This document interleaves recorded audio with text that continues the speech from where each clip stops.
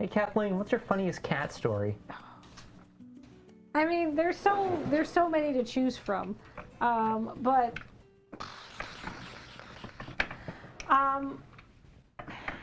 okay.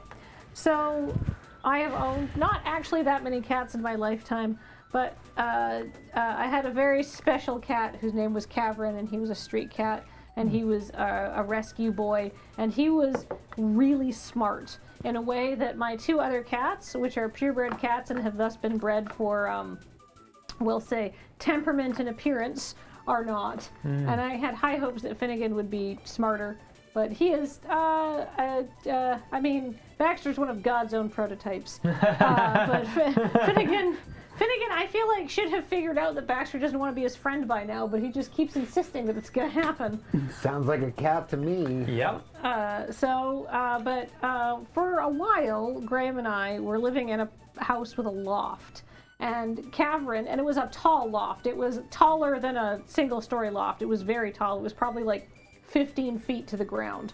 And so it was a loft that overhung 15 feet down to the bottom floor there, because it was like, you know, a 2.5-story kind of house thing going on.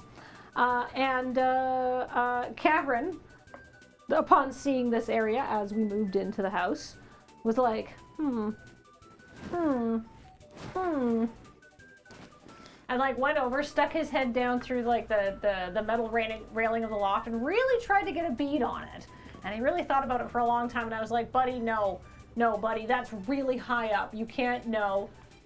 Kathleen. And eventually, what he did is he went for it. No. And then you could see him panic in sort of mid-air, and he changed, so he banked off the wall, so he sort of like positioned himself so he could bank off the wall and then come down and stop.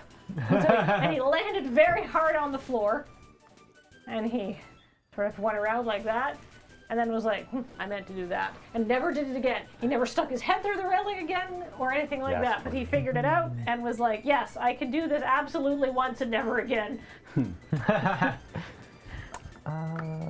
Perfect.